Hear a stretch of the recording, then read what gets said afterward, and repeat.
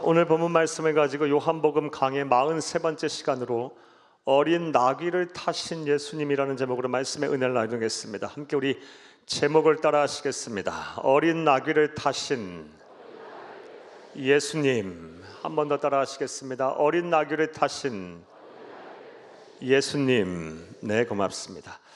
오랜만에 요한복음 강해를 하려고 합니다. 사랑하는 여러분, 이 앞서 먼저 지난 시간에 대한 지난 요한복음 강해에 대한 말씀을 여러분에게 먼저 좀 드리겠습니다. 지난 강해 때 우리는 이 죽었다 살아난 나사로의 여동생인 이 마리아의 예수님을 향한 아름다운 헌신을 살펴보며 은혜를 나눴습니다. 내용인즉슨 이 마리아가 자신의 결혼 지참금이라고 할 수 있는 순전한 나드 한 근대는 이 값비싼 향유 옥합을 깨서 예수님의 발에 붓고 자신의 머리털로 예수님의 발을 씻는 아름다운 헌신을 하였습니다. 그래서 예수님께서 이 마리아의 헌신을 받으시고 너무 기뻐하셨어요. 흡족해 하시면서 칭찬을 하셨어요. 사랑하는 여러분, 그리고 우리는 이러한 예수님을 향한 마리아의 헌신을 통해 우리의 봉사와 섬김 또한 우리 주 예수 그리스도를 기쁘게 해야 할 텐데, 어떻게 하면 우리가 우리의 봉사와 섬김과 헌신이 우리 주 예수님을 마리아처럼 기쁘게 할 수 있을까를 생각하며 은혜를 나눴습니다. 이렇게 간단히 말씀드려 보겠습니다. 먼저 마리아처럼 예수님을 사랑하면서 사랑하는 마음으로 우리는 봉사하고 섬김을 해야 합니다. 그래야 하나님이신 예수님 기뻐하세요. 사랑하는 여러분, 우리가 잘 알다시피 사랑하게 되면 사랑하는 대상을 향해 주는 것이 아깝지가 않습니다.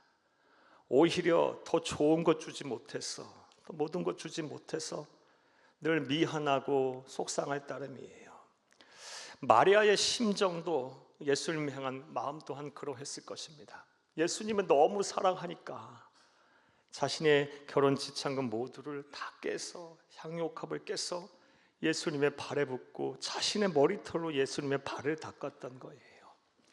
사랑하는 여러분, 그리고 우리 주 예수님께서는 우리의 마음 깊은 곳까지 훤히 들여다보시는 분이시기에 마리아의 그 헌신 속에 예수를 사랑하는 마음을 읽으시고 크게 기뻐하셨던 것입니다. 사랑하는 여러분, 따라서 저와 여러분도 봉사와 섬김과 헌신의 자리에 설 때 반드시 예수를 사랑하는 마음으로 해야 합니다. 그래야 우리 주 예수님이 기뻐하세요. 의무감으로 형식적으로 자아 성취를 위해 하는 게 아니고요, 예수를 사랑하니까 하는 거예요. 만약 이 마음, 이런 준비가 되지 않았다면 다시 예수와 복음 앞에 서세요. 그리고 예수님이 얼마나 여러분을 사랑하고 계시는지를 묵상하고 그 사랑에 푹 젖으시기를 바라요. 그리하여 예수의 사랑하는 마음을 가지고 우리가 헌신과 봉사와 섬김의 자리에 설 때 하나님 우리의 섬김과 봉사를 기쁘게 받으시며 우리에게 복을 주실 줄로 믿습니다. 우리의 헌신과 봉사가 마리아의 섬김과 봉사처럼 우리 주 예수님을 기쁘게 하려면 나아가서 우리의 삶의 최우선순위를 예수에게 두며 봉사와 섬김과 헌신을 해야 합니다.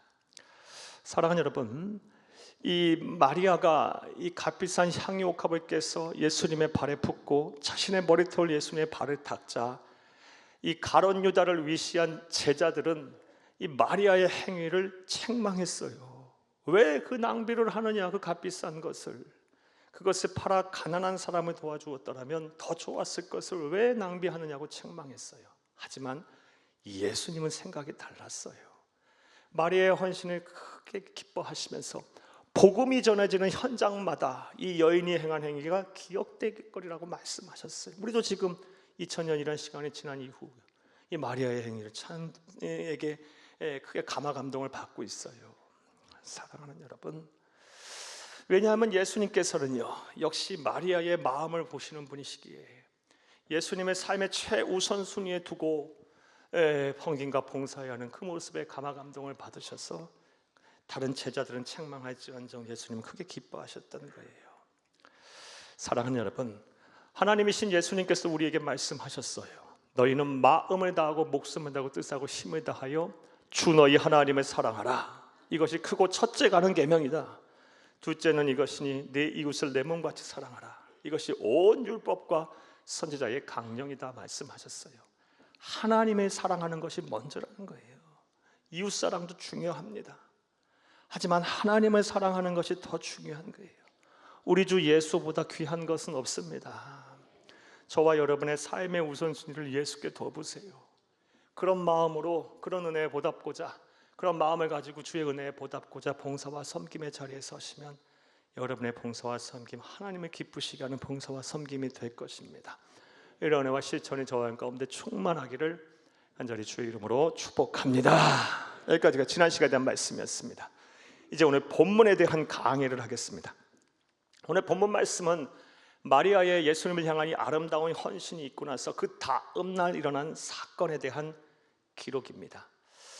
그 사건이란 예수님께서 이 세상을 사시는 동안 보냈던 마지막 유월절에 예수님께서는 수많은 사람들의 환호와 영접을 받으면서 예루살렘 성에 입성을 하셨어요.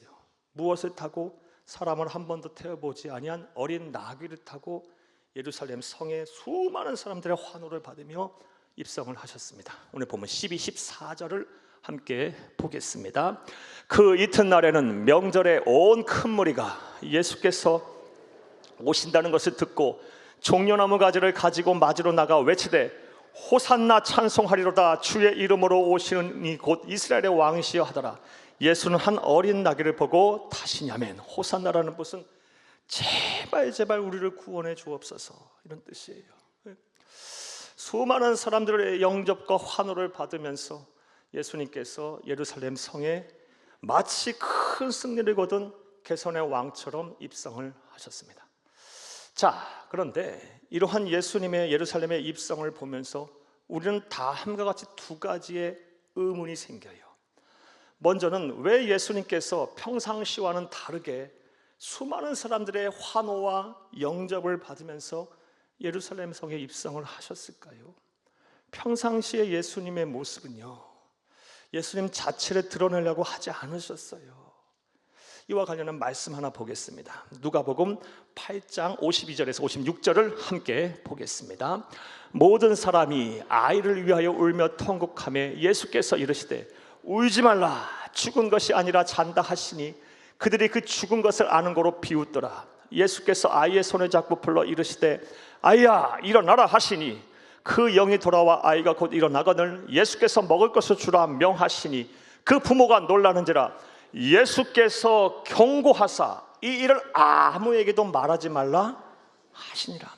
죽은 자를 살려내셨는데, 이런 기적을 행하셨는데 사람들에게 알리지 말라 경고를 하셨어요. 이게 예수님의 공생의 대부분 일어났던 예수님의 모습이에요. 사람들에게 알리지 말라. 그런데 오늘 본문의 말씀을 보게 되면 예수님께서 마지막 유월절을 보내시면서 예루살렘 성에 입성을 하실 때는 어린 나귀를 타고 수많은 사람들의 영접과 환호를 받으면서 입성을 하셨어요. 왜 그러셨을까? 이런 의문이 생겨요. 사랑하는 여러분, 1세기 유대의 역사가인 요세푸스가 쓴 유대 전쟁기를 보게 되면요, 예수님 당시 1세기 예루살렘의 인구가 대략 10만 명 정도 됐다고 합니다. 큰 도시죠. 10만 명이나 됐으면 그 당시엔 큰 도시예요. 세계적인 대도시라고 볼 수 있어요. 그런데 유대 전쟁기를 보게 되면요, 유월절과 같은 명절 시즌이 되면 인구가 250만에서 270만 명까지 늘어났다고 해요. 그 작은 도시에 25배, 30배가량 인구가 늘어나는 거예요. 한순간에. 얼마나 많은 사람들이 모여들었겠어요. 수많은 사람들이 막 발디딜 틈 없이 모여들었을 것이고, 그런 사람들 앞에서 예수님께서 보란듯이 평상시와는 다르게 개선의 왕처럼 나귀를 타시고 입성을 하셨어요. 왜 그러셨을까? 이 의문을 가져야 합니다. 또 다른 의문은요, 예수님께서 예루살렘에 입성을 하실 때 개선의 왕으로 입성을 하셨다면요, 큰 승리를 거둔 개선장군처럼 입성을 하셨다면 어린 나귀를 타고 입성하는 것이 아니라 당시의 사람들의 관례대로 화려한 백마를 타고 입성하시거나 아니면 준마가 끄는 병거라도 타고 입성을 하셔야 하는 것이 옳지 않습니까? 우리가 영화상으로 많이 봤잖아요. 개선식을 치르는 거 장면을 보게 되면. 그것이 일반적인 상례고 관례입니다. 풍습이에요. 근데 예수님은 아주 초라한 나귀, 그것도 어린 나귀를 타고 예루살렘에 입성을 하셨어요. 이러한 의문 또한 생겨요. 자, 사랑하는 여러분, 그렇다면 이런 이유들은 무엇 때문에 그리 하셨을까요? 그런데 우리는 이런 의문들 앞에서 예수님의 구속사, 우리를 구원하시게 행하신 모든 일에 대한 그런 관점에서 예수님께서 행하신 일들을 들여다보면 그 답을 찾는 것이 그렇게 어렵지가 않습니다. 답부터 말씀을 드리면요, 예수님께서 다 의도하신 행동인데 무슨 의도된 행동이냐? 예수님께서 왜 이 세상에 사람의 옷을 입고 오셨는지 모든 사람들에게, 많은 사람들에게, 1차적으로는 이스라엘 백성들에게, 유월절 모였던 이스라엘 백성들에게, 그리고 예수 다시 오실 때까지 이 세상에 존재하는 우리를 포함할 수많은 그리스도인들에게 예수님께서 이 세상에 오신 목적을 세상에 밝히 알리고자 그런 행동을 하였다는 것입니다. 자, 그렇다면 이제부터 생각을 해보겠어요. 예수께서 마지막 유월절 어린 나귀를 타고 입성하시는 모습을 통해 알 수 있는 예수님의 세상에 오신 목적은 무엇일까요? 이제부터 따라하시겠습니다. 첫째로, 따라합니다. 첫째로, 사망의 권세를 잡은 사탄 마귀와의 싸움에서 우리를 위해 승리하시고자 세상에 오셨습니다. 예수님께서 세상에 오신 목적, 이 예루살렘에 나귀를 타고 입성하신 그 예수님의 모습을 통해서 우리가 알 수 있는 예수님께서 성육신하신 목적이 무엇이냐? 사망의 권세를 잡은 사탄 마귀의 싸움에서 우리를 위해 승리하시고자 세상에 오셨다는 것이고, 승리하셨음을 선언하고 선포하는 의미로서 수많은 사람들 앞에서 개선의 왕처럼 입성을 하신 것입니다. 이것을 온전히 믿는 저와 여러분 될 수 있기를 간절히 주의 이름으로 축복합니다. 자, 그렇다면 예수님은 누구와의 싸움에서 승리하신 걸까요? 우리가 대지에서 읽었다 보시다시피 사랑하는 여러분, 우리의 주적인 사망의 권세를 잡은 사탄 마귀와의 싸움에서 예수님은 승리하셨습니다. 할렐루야! 이것이 절대 진리인 성경인 성경의 창세기서부터 시작해서 요한계시록에 이르기까지 일관성 있게 주장하고 있는 바예요. 먼저 창세기 3장 15절 말씀을 함께 보겠습니다. 내가 너로 여자와 원수가 되게 하고 네 후손도 여자의 후손과 원수가 되게 하리니 여자의 후손은 내 머리를 상하게 할 것이요 너는 그의 발꿈치를 상하게 할 것이니라 하시고, 아멘. 이 말씀은 하나님께서 에덴 동산에서 뱀으로 가장한 사탄 마귀에게 말씀하신 저주의 말씀이에요. 사랑하는 여러분, 하나님께서 사탄에게 저주하셨어요. 너로 여자와 원수가 되게 하고 네 후손도 여자의 후손과 원수가 되게 하리라. 여자의 후손은 우리 주 예수 그리스도를 가리킵니다. 우리 주 예수님께서는 성령의 능력으로 동정녀 마리아의 몸에서 탄생하셨어요. 예수님과 사탄 마귀는 원수예요. 사탄 마귀는 예수님의 발꿈치를 상하게 할지언정 예수님에게 이기지 못해요. 하지만 예수님은 어떻게 하셨어요? 사탄 마귀의 머리를 상하게 하셨어요. 완전한 승리를 거두신 것입니다. 이것을 온전히 믿는 여러분 되기를 간절히 주의 이름으로 축복합니다. 자, 창세기에서 이런 예언의 말씀을 하셨고, 예수님은 이 세상에 오셔서 우리의 주적인 사탄 마귀와의 전쟁에 승리하셨어요. 이미 승리하셨어요. 그리고 성경 말미에 쓰여진 요한일서 3장 8절 말씀에 보면 이것이 우리에게 분명히 다시 한번 확인하고 계세요. 요한일서 3장 8절을 함께 읽겠습니다. 죄를 짓는 자는 마귀에게 속하나니 마귀는 처음부터 범죄함이라. 하나님의 아들이 나타나신 것은 마귀의 일을 멸하려 하심이라. 아멘. 마귀의 일이 무엇입니까? 사랑하는 여러분, 사망의 권세를 잡고요, 우리를 하여금 염려하게 만들어요. 근심하게 만들어요. 두려움 속에 살게 만들어요. 우리로 하여금 낙심하게 만들고요, 영적 침체에 빠지게 만들고 좌절하게 만들어요. 죄를 범하게 만들고 하나님으로부터 멀어지게 만들어요. 하나님이 없다고 해요. 영원한 사망에 이르게 해요.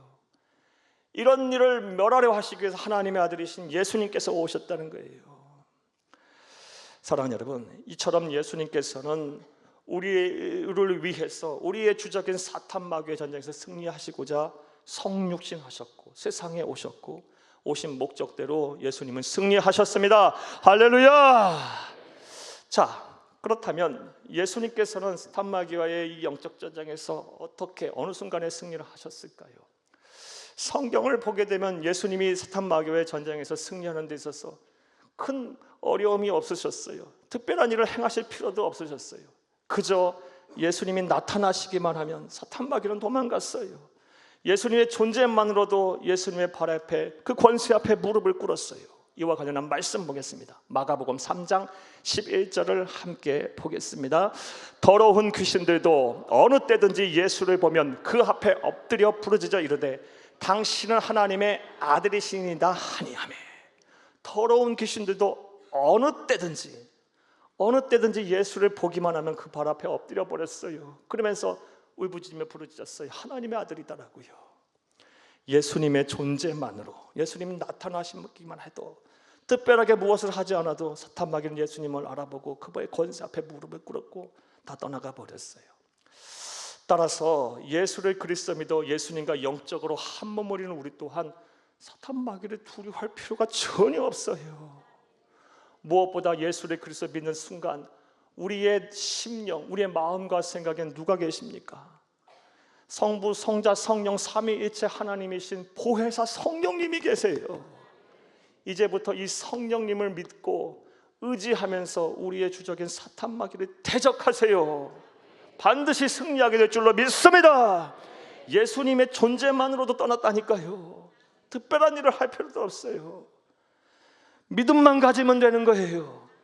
그리고 나아가서 우리에게 예수님의 능력의 이름, 능력 있는 이름, 권세 있는 이름, 아름다운 이름인 예수 그리스도라는 이름을 우리에게 주셨어요. 하나님께서는요. 이 이름을 가지고 담대하게 선포하세요.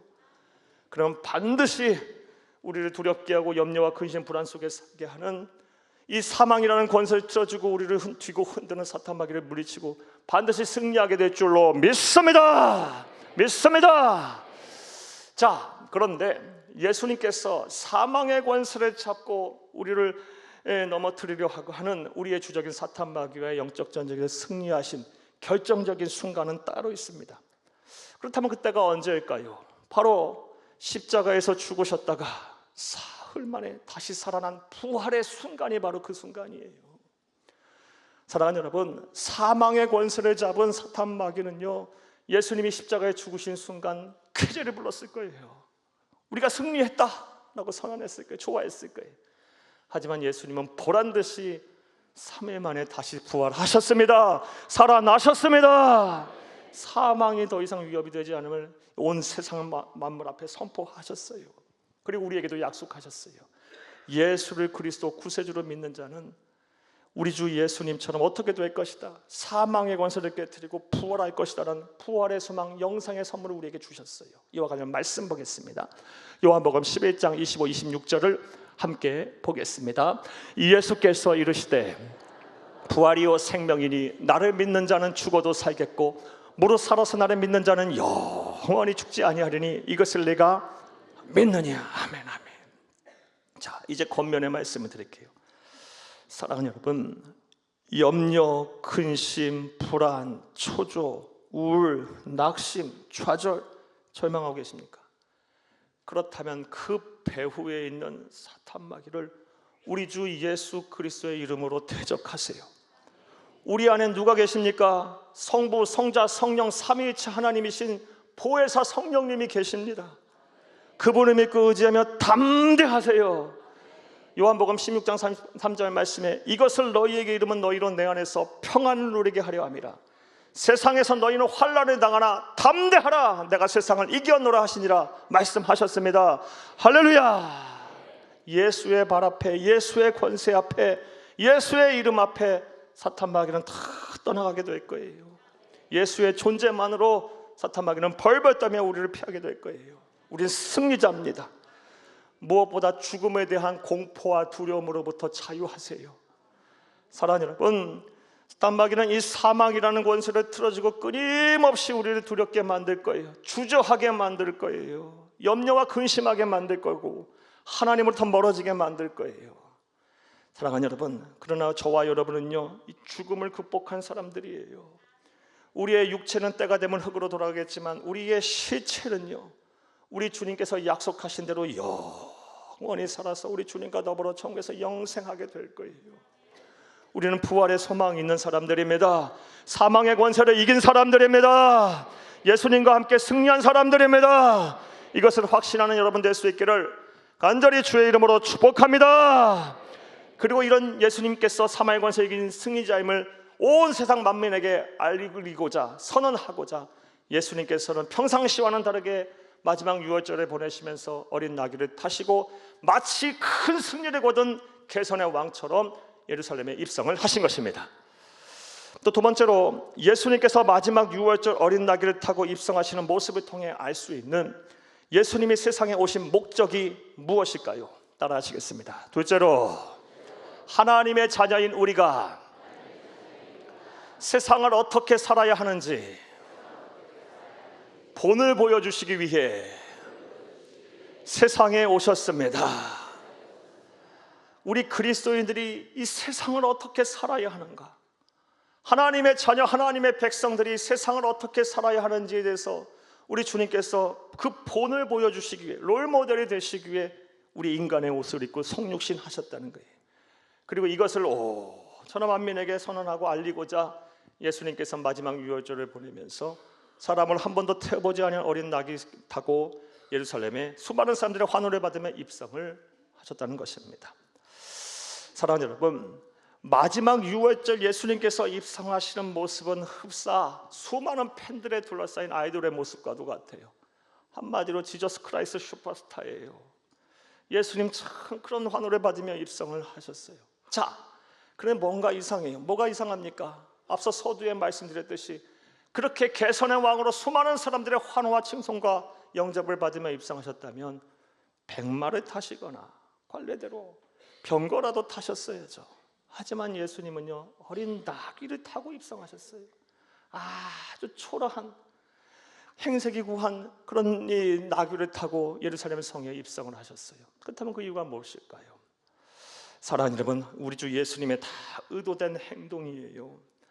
예수님이 세상에 오신 목적에 대해서 분명히 알리기 위해서 말씀하셨는데 그 목적이 무엇이냐? 바로 우리 그리스도인들이 세상을 어떻게 살아야 하는지 분명하게 그 표준을 제시하시기 위해 예수님께서는 의도적으로 나귀를 타고 개선의 왕으로 입성을 하신 것입니다. 그리고 이것은 당시 고대 사람들, 성서시대 사람들이 나귀에 대해서 어떤 상징적인 의미를 부여했는지에 대해서 살펴보면 잘 알 수가 있습니다. 사랑하는 여러분, 예수님 당시 성서시대 사람들, 특별히 고대 근동의 사람들은 나귀를 생각할 때 다음 같은 의미를 부여했다고 합니다. 먼저 나귀는 겸손을 상징하는 동물이에요. 나귀는 겸손을 상징해요. 지금으로부터 약 2700년 전에 이 지구상에 존재했던 메소포타미아에 존재했던 세계 최초의 제국이라고 하는 아카드라는 왕국이 있어요. 이 아카드의 왕국, 지금 막 고고학이 발달함으로 인해서 많은 유물들이 발견이 되는데, 이 아카드 제국의 왕들이 여러 지역을 정복하면서 승전비들을 많이 세웠는데요, 이 승전비마다 기록된 사실이 있어요. 공통적으로 기록된 사실이 있는데, 왕들이 정복전장을 마치고 개선하면서 항상 나귀를 타고 입성을 했다고 해요. 그 이유가 무엇이냐? 이 승리를 거둔 게 한 신 앞에, 그리고 백성 앞에 겸손의 모습을 보이기 위해서 그리했다는 거예요. 고대 근동의 사람들은요, 나귀는 겸손을 상징하는 가축이자 동물이었어요. 이것은 성경에서도 우리가 알 수 있습니다. 스가랴서 9장 9절을 함께 보겠습니다. 시온에 따라 크게 기뻐할지어다, 예루살렘에 따라 즐거이 부를지어다. 보라, 내 왕이 내게 임하시나니 그는 공의로우시며 구원을 베푸시며 겸손하셔서 나귀를 타시나니 나귀의 작은 곧 나귀 새끼니라. 아멘. 구약의 예언의 말씀이죠. 이 예언이 성취된 것이고요. 사랑하는 여러분, 이와 같이 나귀는 겸손을 상징하는 동물이고요, 우리 주 예수님께서는 이것을 잘 아셨기에, 그리고 당시 사람들도 이것을 잘 알았기에 개선의 왕으로 입성을 하시면서 나는 겸손한 자다, 나는 겸손의 왕이다 라는 것을 친히 나타내 보이시기 위해서 어린 나귀를 타시고, 그것도 어린 나귀를 타시고 입성을 하신 것입니다.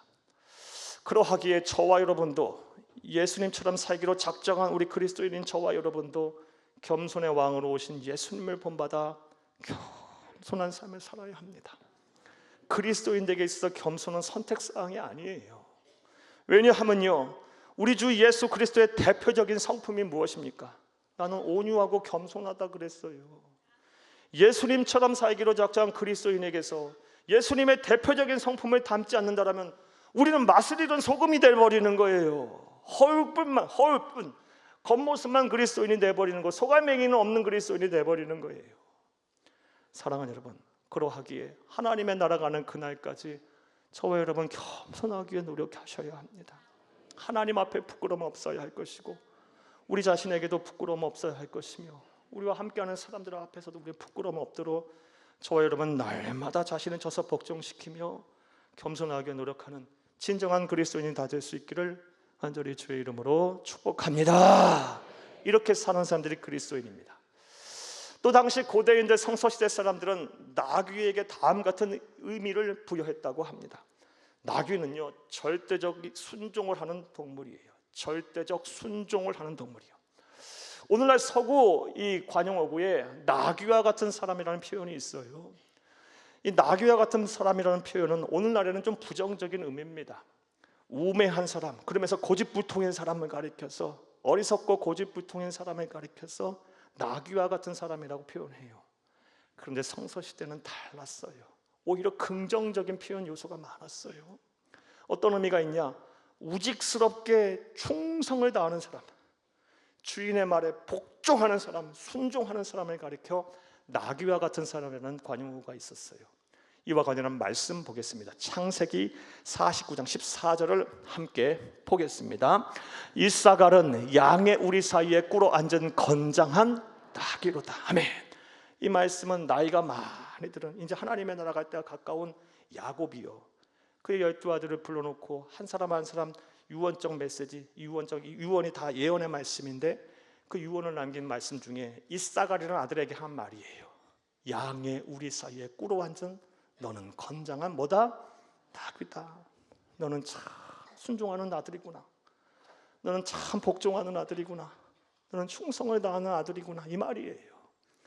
사랑하는 여러분, 이처럼 나귀는 절대적 순종을 다하는 동물이에요. 그리고 예수님께서 나귀를 타시고 입성하셨다는 것은 개선의 왕으로 입성하셨다는 곧 세상을 향하여 말씀하고 계시는 거예요. 우리의 강렬한 메시지를 선포하고 계시는 거예요. 나는 하나님의 말씀에 절대적 순종을 하는 자다. 하나님의 뜻을 받들어 이 세상에 왔고 하나님의 뜻대로 살다가 하나님 뜻대로 갈 거다라는 말씀을 우리에게 하고 계시는 거예요. 실제로 예수님의 삶 자체는 그러하셨어요. 이것은 우리 빌립보서의 말씀을 통해 잘 알 수 있습니다. 빌립보서 2장 6절에서 8절을 함께 보겠습니다. 그는 근본 하나님의 본체시나 하나님과 동등됨을 취할 것으로 여기지 아니하시고 오히려 자기를 비워 종의 형체를 가지사 사람들과 같이 되셨고 사람의 모양으로 나타나사 자기를 낮추시고 죽기까지 복종하셨으니 곧 십자가에 죽으심이라. 아멘. 우리는 예수님의 희생, 예수님의 성육신, 예수님의 이 죽음을 당연하게 생각하면 안 돼요. 예수님은 창조자예요. 창조주가 피조물이 된다? 아이고, 예수님 싫으셨을 거예요. 창조주가 피조물이 되다니요. 그것도 피조물을 위해서 모욕과 천대를 받다 죽어야 된다니요. 사랑하는 여러분, 예수님은 그러나 하나님의 뜻에, 성부 하나님, 성자 예수님, 삼위일체 하나님의 뜻에 복종해서 우리를 구원하시기 위해 친히 낮은 인간이 되셨고 자기를 비워 종의 형체를 가지셨고 심지어 죽기까지 십자가에 죽으심으로 복종하셨어요. 예수님의 삶 자체는 절대적인 순종 그 자체셨어요. 그러하기에 예수님처럼 귀한 생명을 빚진 우리들, 예수님처럼 살기로 작정하는 우리들, 작은 예수가 우리의 인생의 최종 목표인 우리들은 어떻게 세상을 살아야 합니까? 하나님의 말씀, 하나님의 뜻에 순종하며 살아야죠. 여러분, 때로는요 하나님의 말씀, 하나님의 뜻이요 귀찮을 때 많아요. 저도 그럴 때 많아요. 하나님의 뜻, 하나님의 말씀이 내 생각과 좀 머나먼 정말 고리타분한 율법과 같이 느껴질 때도 많아요. 우리를 자유케 하는 것이 아니라 막 속박하는 것 같은 느낌이 들 때도 많아요. 부자연스럽게 할 때가 많아요. 또 내 경험, 이성, 그리고 오늘 내 지식과 막 충돌할 때도 많고요. 그러나 하나님의 말씀은 진리입니다.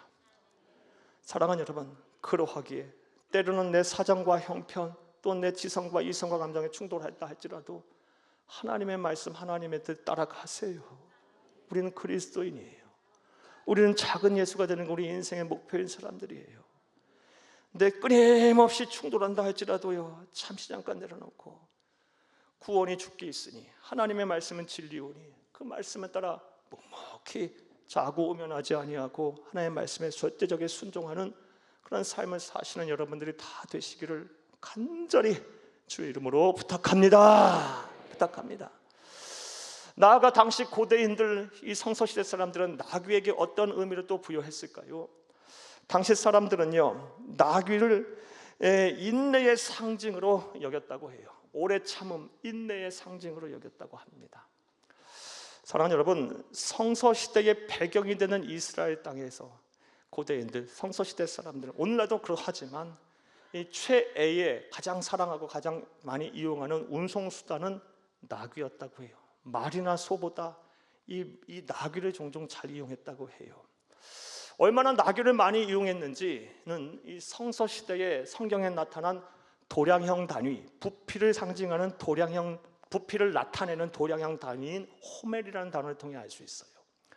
이 호멜은 220리터를 가리켜요.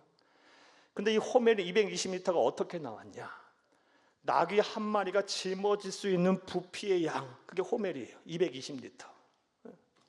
그만큼 성서시대 사람들은 이 최애의 운송수단으로 나귀를 많이 애용한 거예요. 그렇다면 그 이유가 뭘까요? 이스라엘 땅은요, 우리와 생각과는 좀 많이 다르게 광야, 그리고 돌산, 그리고 산지로 많이 구성되어 있어요. 척박한 환경이에요. 그런 환경에서 잘 견디고 참고 또 지구력이 강한 가축이 바로 나귀였기 때문에 그래요. 나귀는 인내의 동물을 상징해요. 그러하기에 우리 주 예수님께서는요, 이 나귀를 타시고, 그것도 어린 나귀를 타시고 예루살렘에 입성을 하시면서 나는 오래 참는 자다, 나는 인내하는 자다 라는 것을 온 세상 사람들에게, 1차적으로는 6월절에 모인 이스라엘 백성들, 그리고 나아가서 예수 다시 오실 때까지 이 세상에 존재할 수많은 그리스도인, 우리를 포함한 그리스도인에게 아주 강렬한 메시지를 전하고 계시는 거예요. 따라서 저와 여러분, 우리 주 예수님을 본받아 어떻게 살아야 합니까? 오래 참아야 돼요. 인내해야 돼요.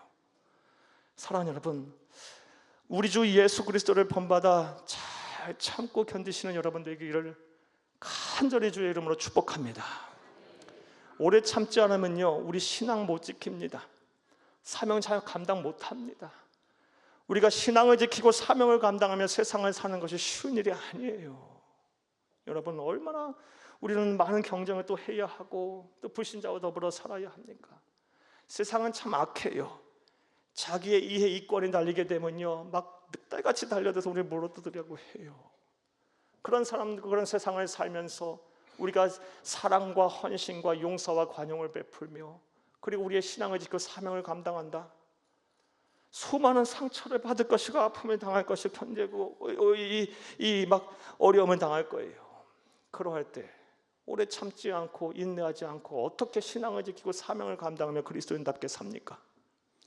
그러하기에 우리 주 예수님께서, 성령 하나님께서 예수를 믿는 사람들이 반드시 맺어야 될 성령의 9가지 열매 중에 오래 참음이 있는 거예요.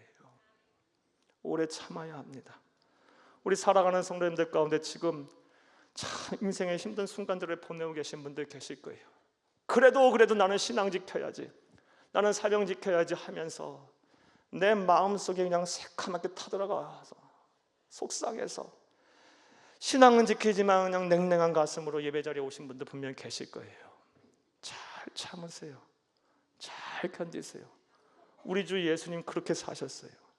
예수님 이 세상에 오셔서 창조주이신 분이 베들레헴 마국간에서 태어나셨어요. 30년을 가난한 목수의 아들로 사셨어요. 지긋지긋한 가난 속에 사셨고요, 생활고도 하셨고 삶의 무게도 견디셔야만 했고요. 3년 반의 공생의 기간 동안 예수님 편 제대로 한 사람이라도 있었습니까? 12제자는 다 자기 생각에 놀아났고요, 결정적인 순간에 다 배신했고요. 예수님은 가는 곳마다 죽이려고 하는 사람들 득실득실거렸어요. 창조주가 세상에 왔는데 사람들은 예수를 알아보지 못했고 그래 죽이려고 했어요. 그래도 예수님 참으셨어요. 예수님이 참지 않았으면 우리를 구원하지 못하셨을 거예요. 우리는 영원한 사망에 이르게 됐을 거예요. 예수님이 잘 참고 견디셨기 때문에 그는 만왕의 왕 만유의 구주가 되셨고 우리는 구원을 얻게 된 것입니다. 할렐루야. 그러므로 예수님을 본받고 예수님에 따라 살기로 작정하는 우리들 잘 참아야 돼요. 인내하세요. 오래 참으세요. 하나님의 구원의 때 반드시 옵니다. 하나님의 축복의 때가 반드시 옵니다. 하나님의 섭리 그리스도인에게 활짝 열려 있습니다. 그 끝은 항상 선합니다. 할렐루야. 무엇보다 우리 그리스도인들이 인내해야 함은요, 히브리서의 말씀을 통해서 분명히 알 수 있습니다. 히브리서 10장 36절을 함께 보겠습니다. 너희에게 인내가 필요함은 너희가 하나님의 뜻을 행한 후에 약속하신 것을 받기 위함이라. 아멘. 아멘. 이게 무슨 말씀입니까?